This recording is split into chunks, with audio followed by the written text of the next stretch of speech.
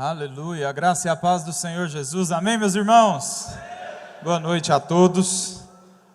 Essa noite vou compartilhar a palavra com os irmãos, amém?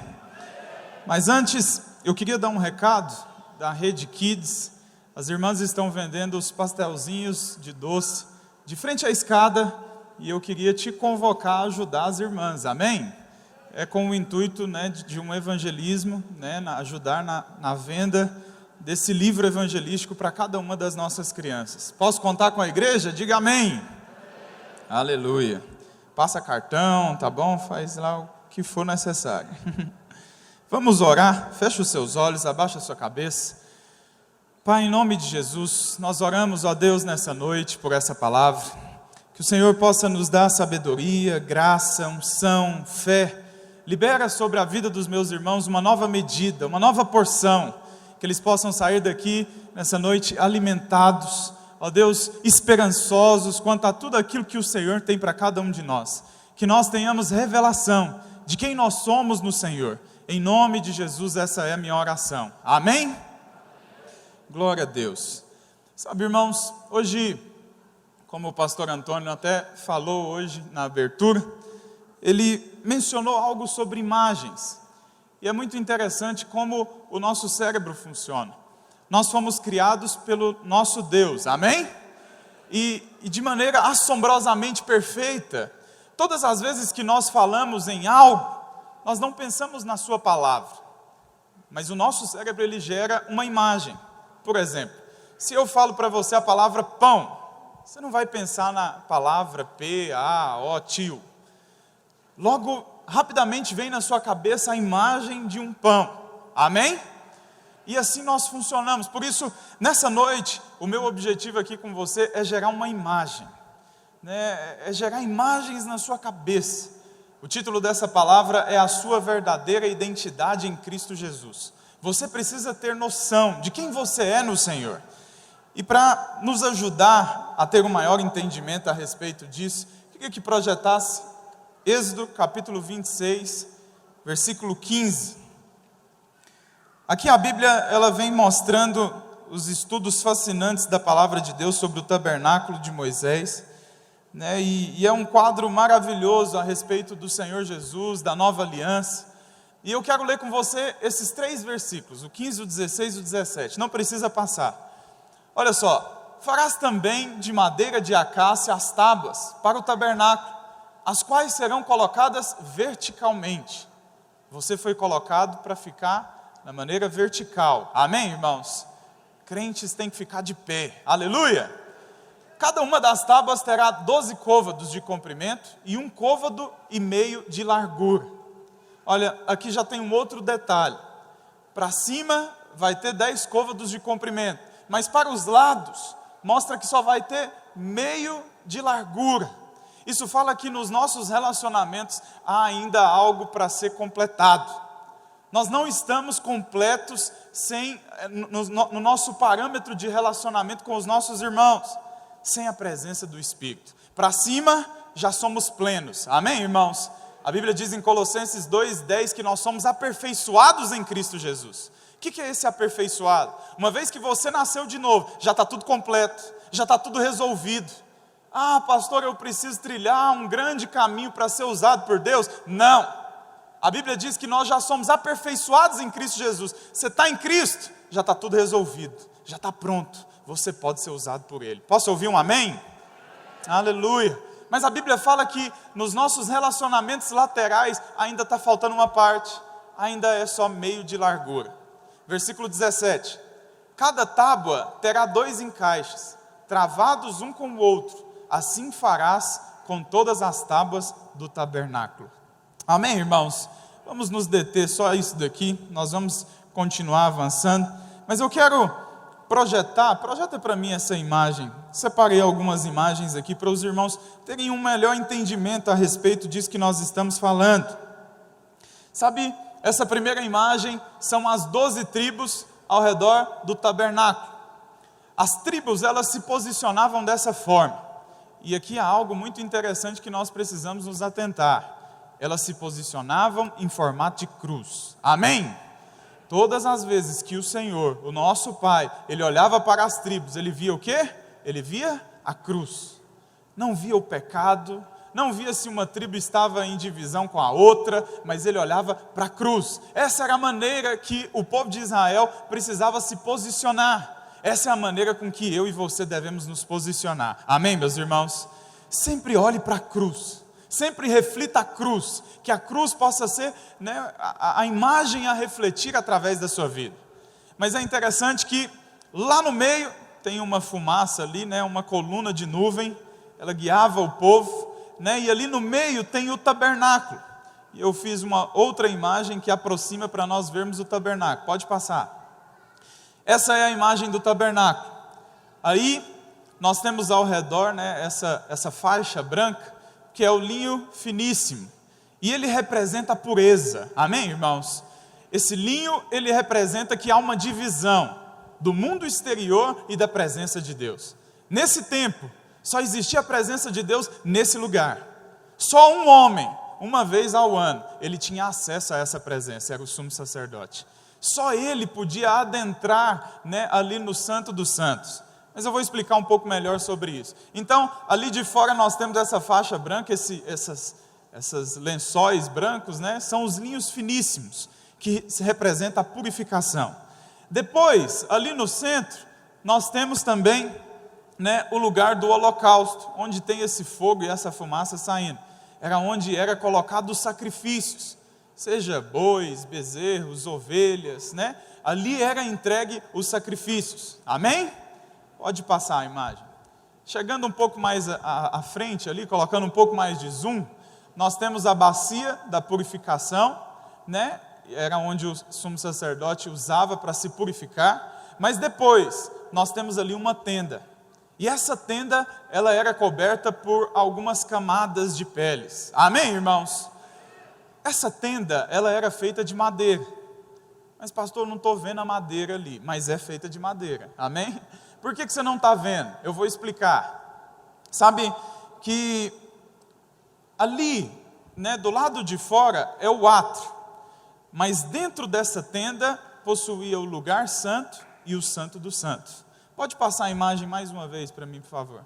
Mais uma.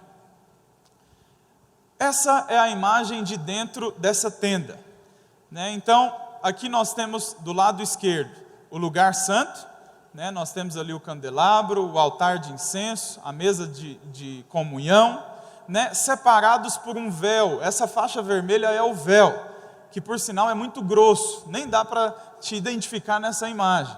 A Bíblia mostra que ela tinha mais ou menos de grossura, uns 22 centímetros. Você tem noção do tanto que era difícil rasgar esse véu? Mas ele foi rasgado. Nós vamos falar mais no final dessa palavra.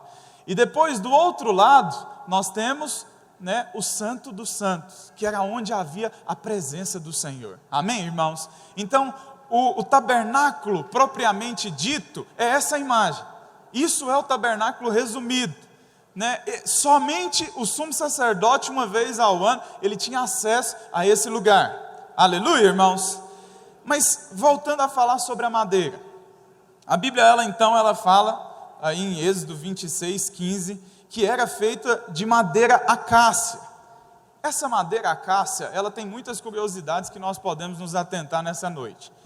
Sabe que eu estava pesquisando a respeito dela, e para comparar com o nosso Brasil, ou até mesmo Goiás, né, para nós compararmos essa madeira acácia, ela seria a madeira aroeira, aqui do nosso estado. A aroeira, ela não tem muito valor. Ela é uma madeira muito dura, difícil de alguém moldar, de gerar algum objeto, algum móvel dela. Por isso ela é usada muitas vezes para esticar cercas de gados, mas dificilmente você vê um móvel feito de aroeira. Essa é a acácia. Existem vários tipos de acácia, né? Mas ela não tem muito valor. Para você ter ideia, o preço de uma acácia, algumas chegam a custar $1 somente. Estou falando em dólar porque não existe no Brasil, mas é $1, $2, $3 somente. É uma madeira que não tem muito valor, praticamente valor nenhum. Mas o que acontece? É justamente essa madeira que o Senhor escolheu para fazer parte do tabernáculo. Algo tão santo, tão sublime, tão celestial. Por que o Senhor escolheu a acácia? Há algo muito precioso que nós precisamos aprender aqui nessa noite. Mas eu preciso ainda te mostrar um pouco mais sobre essa acácia. Sabe, uma outra curiosidade é que os elefantes é quem alimentam das suas folhas. Os elefantes e as girafas ali na África. Né? E algumas acácias, elas são tão duras, as sementes delas são tão duras, que ela só pode crescer depois que a semente dela é comida, é digerida e defecada. Tão dura é a semente dessa árvore. Então depois que passa pelo estômago do animal, é que cai na terra, e aí então ela se reproduz, e aí nasce outras acácias. Tem um outro tipo dessa árvore, a mesma acácia, que ela só se reproduz depois que é passada pelo fogo. Tem que queimar a semente, para aí então ela germinar, né, e dar outros frutos. Amém, meus irmãos? Sabe que tudo isso aqui fala de algo. Uma outra curiosidade é que ela não produz florestas. Ela geralmente é uma árvore solitária. Ela fica no meio do deserto e é uma em cada canto. Né? Não tem ali uma aglomeração dessas árvores de acácia. Geralmente, por ser no deserto, ela é cheia de poeira. As suas flores, as suas folhas vivem empoeiradas. E aqui, irmãos, então há algo precioso que nós precisamos entender. Por que o Senhor colocou as acácias no tabernáculo? Justamente para simbolizar eu e você. Mas pastor, você está falando aí de madeira, e eu ainda não vi a madeira nessa imagem. Alguém viu a madeira nessa imagem? Não. Por que você não viu? Porque ela está coberta de ouro. A madeira, ela fica ao redor. São essas partes douradas. Isso é a madeira acácia. Mas ela está coberta com ouro. Amém, meus irmãos? O Senhor, então, Ele escolheu uma madeira que não tinha valor praticamente nenhum, valor irrisório, cobriu ela de ouro e colocou ela como parte do seu tabernáculo, onde habita a presença de Deus. Amém? Enfim, sabe, a madeira em si mesma, ela não tem valor. O Senhor escolheu para justamente mostrar que nós somos essas madeiras. Na vertical, ela está completa, mas na horizontal ainda falta um pedaço, está pela metade. Nos nossos relacionamentos ainda falta muito, falta o Senhor, falta o toque do Senhor, para que você viva feliz. Por isso o Senhor então, Ele nos cobriu com o ouro. O ouro fala do quê? Ele fala da justificação e da glória de Deus. Essa madeira, quando ela é coberta pelo ouro, ela está falando que já foi justificada. Quando nós estamos falando aqui que a acácia, ela é essa árvore que precisa passar pelo fogo, é justamente isso, irmãos. Uma vez que você está na igreja, você vai passar pelo fogo dos relacionamentos. Sabe algo interessante? A Bíblia, ela fala que a base da acácia, ela era colocada numa parte, uma base de prata. E para encaixar essa base na prata, tinha que esfregar uma madeira na outra, tinha que lixar uma na outra. E às vezes nós vemos alguns irmãos usarem esse exemplo, né, de maneira tão negativa, falando que o irmão é a sua lixa. Fala para o irmão que está do seu lado aí: meu irmão, você é a minha lixa. Amém? Mas de maneira positiva, não de negativa. Não significa que você tem que afastar desse irmão, pelo contrário, você precisa estar junto dele. É uma vez que nós somos lixados uns nos outros, é que nós vamos a cada dia ser mais parecidos com o Senhor. Amém, irmãos? Então a acácia é essa madeira, que por mais dura que seja, o Senhor não desistiu. E Ele vai esfregar uma na outra, até que ela se encaixe de maneira poderosa, para fazer parte do tabernáculo de Cristo. Amém, irmãos? Sabe de algo? Como eu estava te dizendo, ela foi feita de maneira que ela ficasse sozinha no deserto. Nós éramos como essa acácia, sozinhos. Quantos aqui não tinham uma família? Você vivia perambulando pelo deserto de qualquer maneira. Você não se achava em lugar nenhum. Você estava perdido. Mas uma vez que o Senhor te achou, meu irmão, eu quero te dizer que agora Ele te deu um propósito. Você tem um propósito na sua vida a partir de agora.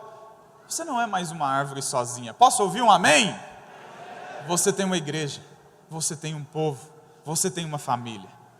Não tem por que você andar sozinho mais. O Senhor pegou sim essa árvore que andava solitária, mas colocou junto com as outras, para fazer parte agora da igreja. Quando eu estava te falando que essa árvore, ela era sozinha no deserto e coberta de areia, isso fala também de algo. A areia, em Gênesis, no capítulo 3, a Bíblia fala que a serpente, ela comeria do pó da terra, todos os dias aqui nessa terra. O que significa esse pó? Significa o pecado. O pó da terra fala de pecado, irmãos. Nós estávamos cobertos de pecado. Nós éramos essa acácia que vivia cheia de pecado, sozinha, solitários, cheios de terra, do pó da terra, de pecado, sendo alimento para o diabo. Mas o Senhor nos alcançou. Amém, irmãos? E sabe de algo? Ele mudou a nossa base. No versículo 19, volta para a Bíblia, por favor. No versículo 19, a Bíblia continua: farás também 40 bases de prata, debaixo das 20 tábuas, 2 bases debaixo de uma tábua para os seus 2 encaixes, e 2 bases debaixo de outra tábua para os seus 2 encaixes. Também haverá 20 tábuas ao outro lado do tabernáculo, para o lado norte. Com as suas 40 bases de prata, 2 bases debaixo de uma tábua e 2 bases debaixo de outra tábua. Pode parar aí no 21. Aqui a Bíblia está falando que a base então era feita de prata. Amém, irmãos? A prata também, ela aponta para algo poderoso. Todas as vezes que nós vemos aqui, né, essa palavra, né, vindo falar do ouro, da prata, da madeira, isso aponta para algo. A madeira em si, irmãos, ela mostra as nossas falhas, as nossas limitações. Sabe, todas as vezes que você erra, que você fala, não se sinta acusado. Nem seja canal de acusação na vida do seu irmão. Amém, irmãos? Que você possa lembrar ele do que ele é feito. Sim, mas o que o cobre? Você é coberto pelo ouro, pela justiça de Deus. Amém? Então, a madeira em si, ela fala dessa inconstância, desse pecado, que muitas vezes você sofre querendo vencer na força do seu braço, mas você insiste em cair no mesmo erro. Pela força do seu braço você tenta, mas não consegue.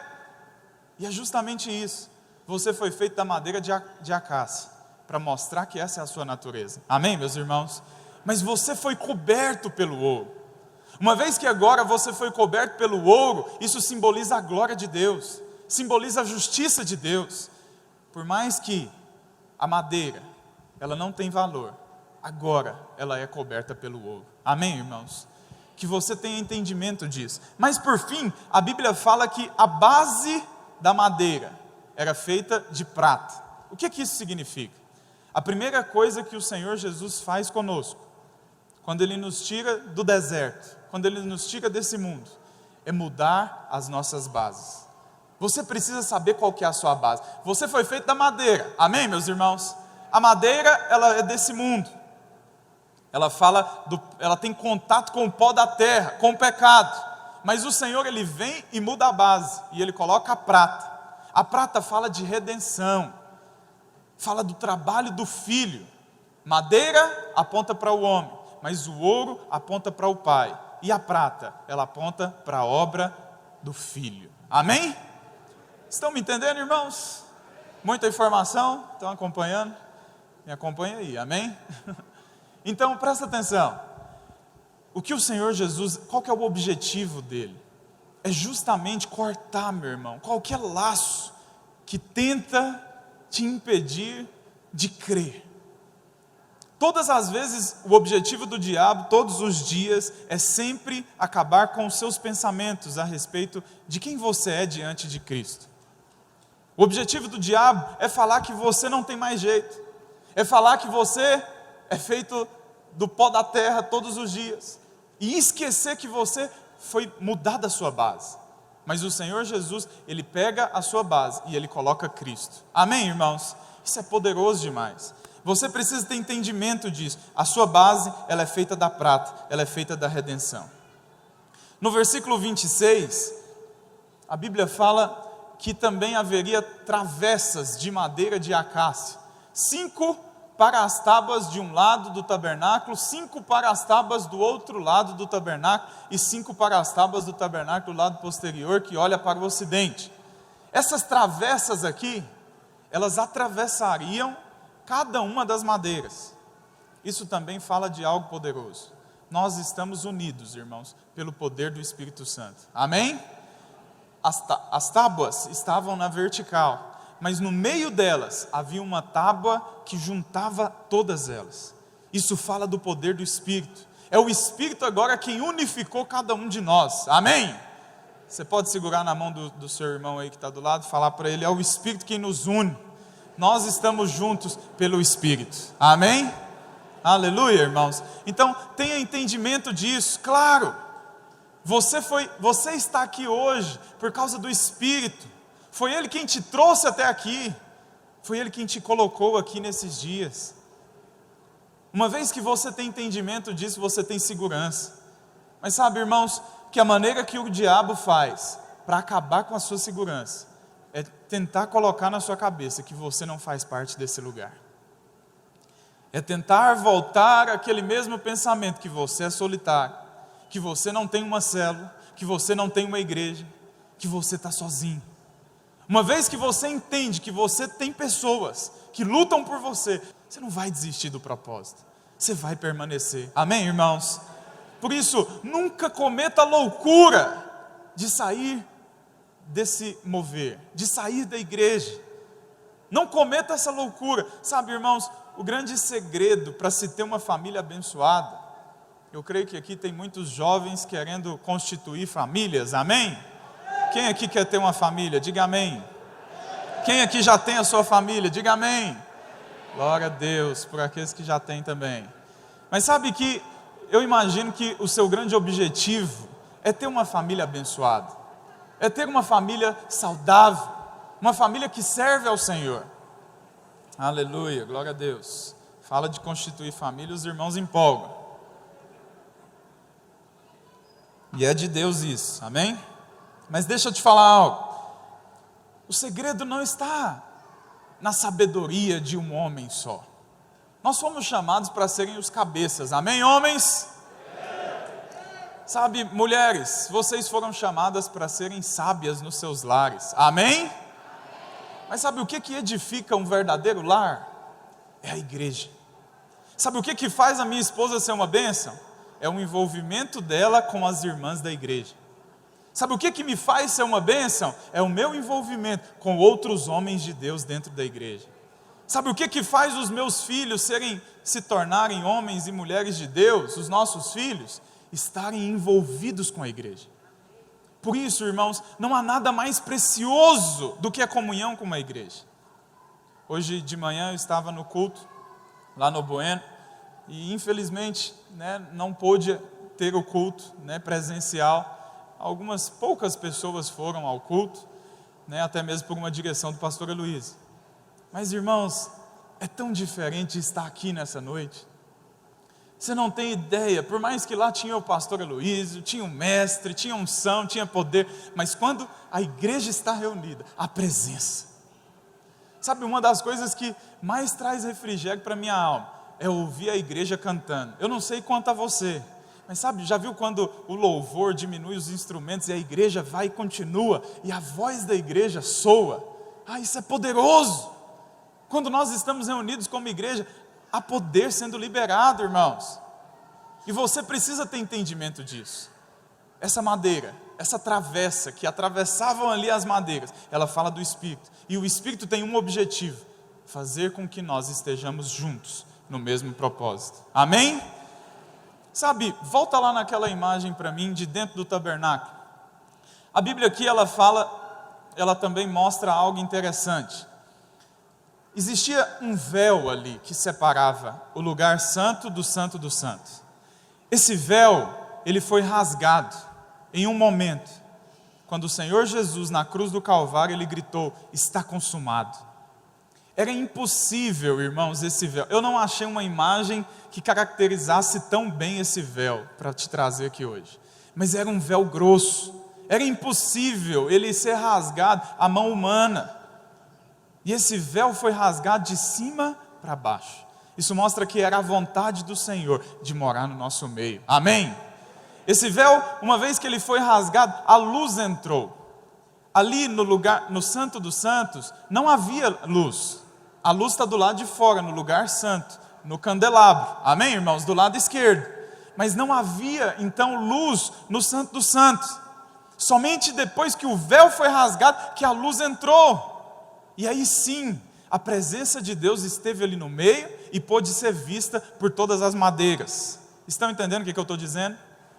A vontade do Senhor é que a luz dele entre nesse lugar e que todas as madeiras, que somos nós, que é a igreja, olhe para Cristo e veja Ele no centro. Ele é o consumador da nossa fé. Todas as vezes que Cristo está no centro, meu irmão, todas as coisas vão bem.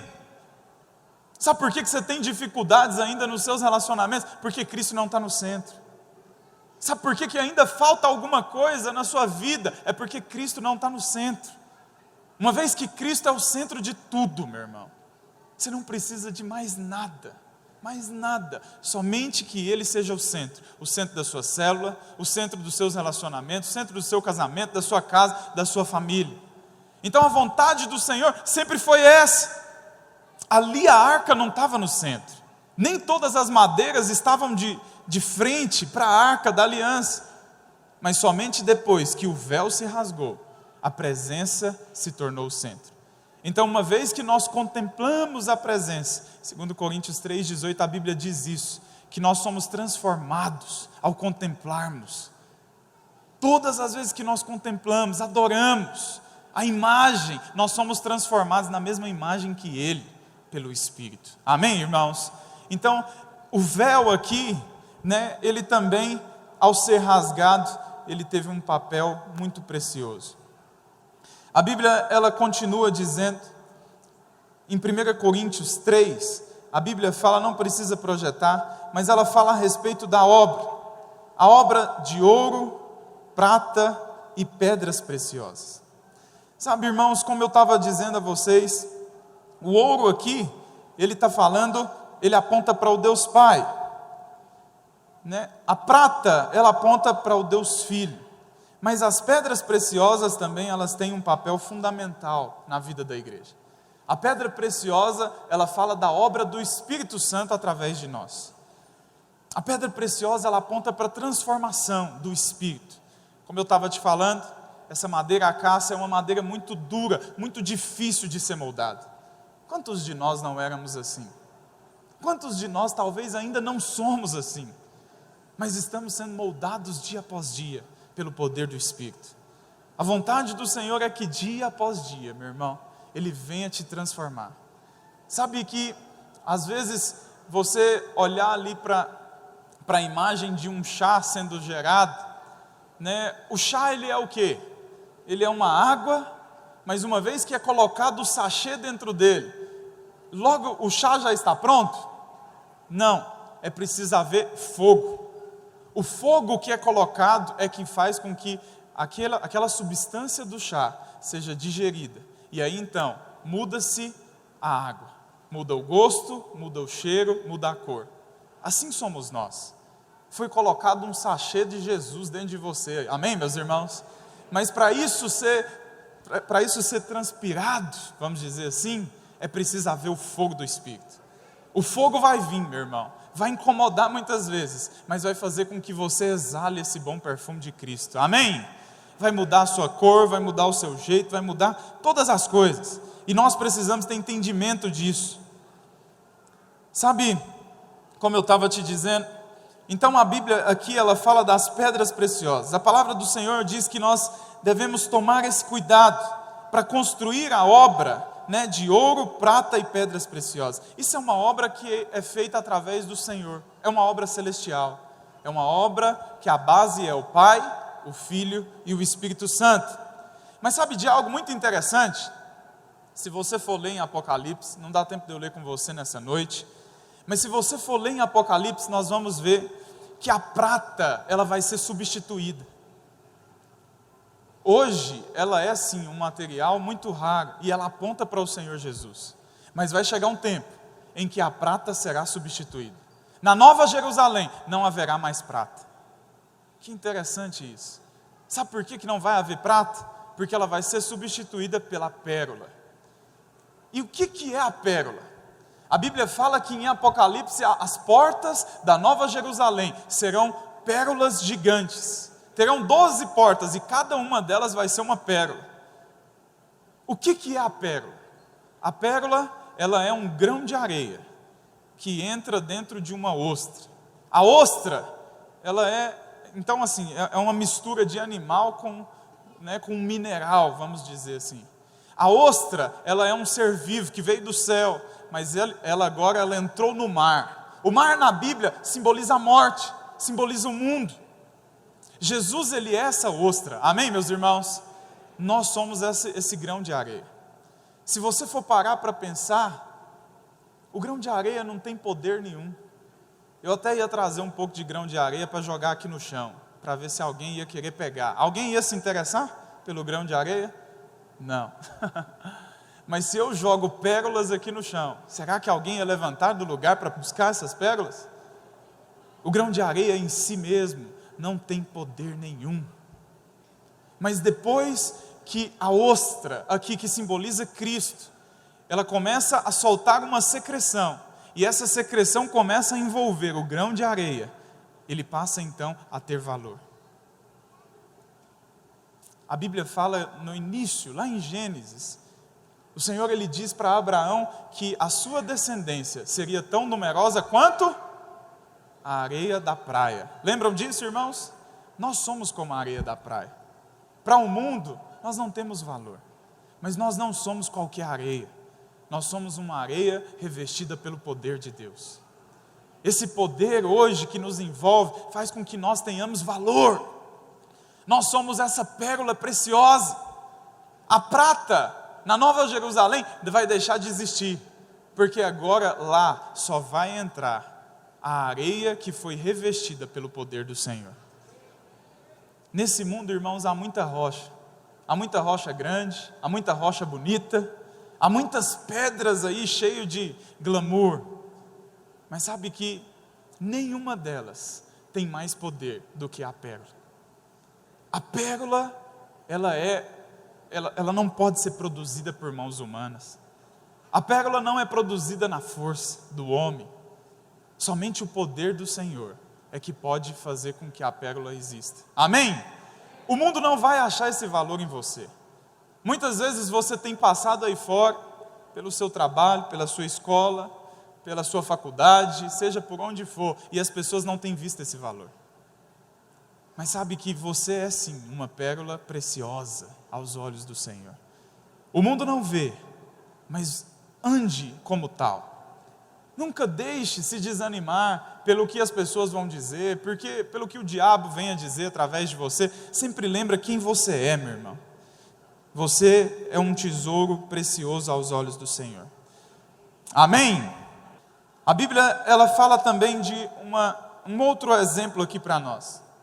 A Bíblia fala que, olha só, vós sois a nossa carta, escrita em nosso coração, conhecida e lida por todos os homens, estando já manifestos como carta de Cristo, produzida pelo nosso ministério, escrita não com tinta, mas pelo Espírito do Deus vivente, não em tábuas de pedra, mas em tábuas de carne, isto é, nos corações. Como eu estava te dizendo, o mundo não vai entender o seu valor. Muitas vezes vão te discriminar, mas saiba qual valor você tem. Mais cedo ou mais tarde, eles vão ler a Bíblia que é você. Você é uma Bíblia andante, amém, irmãos? Fala isso para a pessoa que está do seu lado. Meu irmão, você é uma carta viva. Você é uma Bíblia ambulante. Aleluia, glória a Deus. O mundo não vai parar para ler a Bíblia. Não se engane, ainda mais nos dias como hoje. As pessoas estão preocupadas em ganhar dinheiro, estão preocupadas em ler noticiários que só falam de morte, mas você, meu irmão, carrega uma responsabilidade. Você carrega a responsabilidade de ser uma carta viva, onde o mundo vai ver. Esses dias, estava jogando bola com alguns discípulos, fui chamado para um futebol aí. nem era de crente, era de ímpios. Mas eu fui para esse futebol. E quando eu cheguei lá, nem estava fazendo parte da partida, mas começou uma briga. E eu entrei no meio e falei para o rapaz, não faz isso não. Eu vou matar, eu não faz isso não mata não. Por que você vai fazer isso? E ele, eu vou matar. O cara não faz isso, porque às vezes tem do outro lado alguém que pode te matar também. Isso é precioso para Deus. Falei umas palavras para ele, mais ou menos assim. E depois disso, acabou o futebol, fui embora. Mas ele fez questão de mandar mensagem para um discípulo, falando, aquele rapaz lá que falou aquilo, marcou a minha vida. Fala para ele obrigado. Sabe, irmãos, as pessoas vão olhar para o que você está fazendo. Como você tem vivido. Eu sei que, hora ou outra, você pode dar um escorregão. Mas sempre lembre que você é a Bíblia que elas vão ler. Amém? Não se engane. As pessoas estão de olho em você. As pessoas aprendem muito mais pela sua posição, pelo seu posicionamento, por aquilo que você faz, do que por aquilo que você ensina. Algumas crianças, eu estava vendo um estudo a respeito de crianças. Tenho lido muito a respeito disso. Meus filhos estão crescendo e há sempre essa preocupação de como gerar, de como ensinar. E sabe, irmãos, algumas crianças, nos Estados Unidos fez-se um estudo de como fazer essas crianças lerem. E descobriu que não importa o que fizessem, se forçassem a barra, se colocassem livros que fossem mais agradáveis, nada fazia com que aquelas crianças lessem. Mas eles descobriram que tinha um grupo ali de crianças que simplesmente começaram a ler, sem a influência nenhuma ali daquela pesquisa. E depois foram ver que a influência, na verdade, ela vinha dos pais, porque os pais liam, essas crianças também liam. Sendo assim, irmãos, tem algo que sempre eu vivi encucado. O pastor Luiz compartilhou hoje, mas eu também sempre parei para imaginar isso. Tem uma questão que eu fico comigo na Bíblia. Por que Davi, sendo o homem de Deus que Davi foi, teve um filho que deu tanto problema como Absalão? E pelo contrário, por que Saul, sendo um homem endemoniado, como a própria Bíblia fala, teve um filho tão abençoado como Jonatas? Por que disso? Um era um péssimo exemplo, mas teve um filho que foi uma bênção. O outro era o homem segundo o coração de Deus, mas teve um filho que foi uma desgraça para a humanidade, para aquele tempo. Por que disso? Sabe, irmãos, eu não sei ainda ao certo, mas uma das coisas que nós precisamos entender é que nem sempre o conjunto de regras vão ensinar. Nós precisamos da lei, precisamos das regras, precisamos, principalmente para criança. Lá em casa tem regras, não mexe no fogão, não pega a faca, não mexe com fogo, isso é mais para guardá-lo. Amém, irmãos? Mas para ensinar é o exemplo. É o exemplo que vai arrastar. Eu me lembro de um dia em que eu estava em casa e estava estudando lá no escritório, minha esposa estava na cozinha e meu filho estava assistindo desenho no YouTube, na televisão, na sala. E é engraçado que estava passando as imagens lá no YouTube, os vídeos, e geralmente vai se passando os vídeos mais vistos. E ele assistindo desenho, mas de repente mudou para um vídeo, onde a minha esposa sempre ora com esse vídeo, uma música, uma canção. E quando começou a tocar aquela canção, nós nem percebemos, continuamos ali, eu no meu trabalho, ela na cozinha, e de repente ela, cadê o Daniel? E eu, não sei. E a gente começou a procurar. E procurou no quintal, procurou num cômodo, procurou no outro, e não achava o menino. Nós começamos a desesperar, será que esse menino pulou o muro, meu Deus, o que aconteceu? E no meio daquele desespero ali, nós fomos no quarto dele, já tinha ido, não tinha achado, mas uma hora nós entramos e ouvimos algo. Pode projetar para mim aquela imagem. Meu filho, ele estava orando, até tirei a foto dele orando. Ele tinha 2 anos aí nessa foto. E eu parei para imaginar, quem que ensinou isso? Eu oro geralmente aqui no prédio. Ele não me vê muito orando em casa, mas ele tem visto a mãe orando. Quando ele ouviu aquela música, ele entendeu que ele precisava orar. Eu chamei a minha esposa, pega a câmera, vamos tirar a foto. Logo ele percebeu e ele fez com a mãozinha assim, a gente abaixou, ele colocou a mão na cabeça e começou a orar numa língua estranha dele, lá, eu não estava entendendo nada, mas ele estava orando. Sabe, irmãos, as palavras até ensinam, mas é o exemplo que vai arrastar uma multidão. Você precisa ter esse entendimento, você é uma carta viva. As pessoas estão de olho, elas estão vendo qual que é a nossa atitude, qual que é o nosso exemplo, o que nós estamos fazendo. E a maneira com que você se porta nesses dias, principalmente, irmãos, diante da igreja, isso pode ser um problema. Qual é a maneira com que você tem lidado com a igreja? Sabe, eu fico triste ao ver algumas pessoas, às vezes, falando mal da igreja. Alguns dias atrás nós fizemos aqui um louvor e acabamos entrando na euforia, pastor Rafael, então, nem se fala. Mas falar tão mal da gente, os pastores estão fazendo aglomerações, estão fazendo isso, mensagens tão maldosas. Cuidado, irmãos, com o que você tem falado lá na sua casa a respeito da igreja. Sabe, eu tomei uma decisão na minha casa há muitos anos atrás. Independente dos erros, das falhas dos pastores, da igreja, dentro da minha casa, não se fala mal da igreja. Não se fala. Nós guardamos a igreja lá na minha casa. Você nunca vai ver isso acontecer lá na minha casa. A minha esposa, os meus filhos. Se algum dia acontecer, você pode ter certeza que vai ter um homem bravo lá. Nós precisamos guardar a igreja nesses dias. Ela é a salvação desse mundo. Ela é a única que tem poder. Mas as pessoas muitas vezes têm falado mal. Por fim, eu quero te lembrar que a Bíblia também chama, uma vez que nós somos chamados de cartas vivas, a carta, ela só chega através do envelope. Esse envelope, ele significa Cristo. Nós estamos cobertos através de Cristo. Você está coberto, mal nenhum pode te tocar, mas você precisa tomar posse desse envelope. Amém, meus irmãos? Eu queria te convidar a ficar de pé nessa hora, enquanto eu explico ainda a respeito disso.